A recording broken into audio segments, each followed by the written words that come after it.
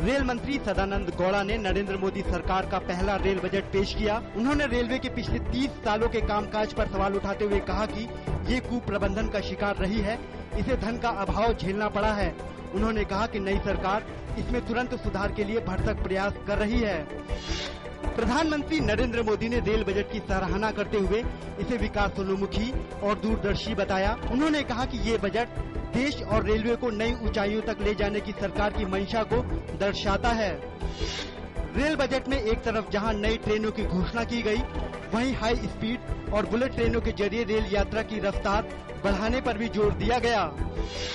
शहरी परिवहन में रेलवे की भूमिका बढ़ाने तथा पूर्वोत्तर और जम्मू कश्मीर समेत देश के दूर दराज के इलाकों में रेल सुविधाओं के विकास पर भी खासा ध्यान दिया गया।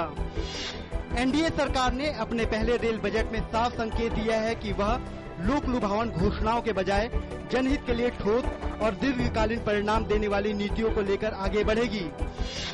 नई रेलगाड़ियों की तादाद बढ़ाने की बजाय सरकार ने रेलवे की लंबित योजनाओं को पूरा करने, पीपीपी मॉडल के जरिए परियोजनाओं के लिए संसाधन जुटाने, रेल यात्रा की रफ्तार तेज करने और यात्री सुविधाएं बढ़ाने पर जोर दिया है।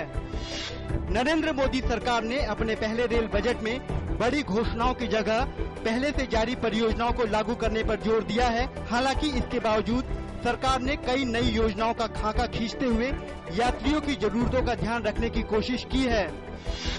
एनडीए सरकार के पहले रेल बजट पर राजनीतिक दलों के नेताओं ने मिलीजुली प्रतिक्रिया व्यक्त की। केंद्रीय मंत्री वेंकैया नायडू ने कहा कि सरकार ने रेल बजट के जरिए परियोजनाओं को आगे बढ़ाया है। बसपा नेता मायावती ने कहा कि जब सरकार के पास पैसा ही नहीं है तो वह परियोजनाओं को कैसे पूरा करेगी। वहीं जनता दल यूनाइटेड नेता शरद यादव ने इसे शहरी बजट बताया। कांग्रेस नेता मनीष तिवारी ने रेलवे बजट को निराशाजनक बताते हुए कहा कि सरकार बजट के जरिए इसे निजीकरण की तरफ ले जा रही है। पूर्व रेल मंत्री लालू प्रसाद यादव ने रेलवे में पीपीपी मॉडल की आलोचना करते हुए कहा कि इसके लिए पहले ही प्रयास किए गए थे।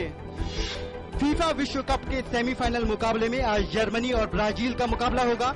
जर्मनी की टीम में भले ही कोई बड़ा सितारा ना हो, लेकिन अब तक के प्रदर्शन ने उसे सभी का चहेता बना दिया है।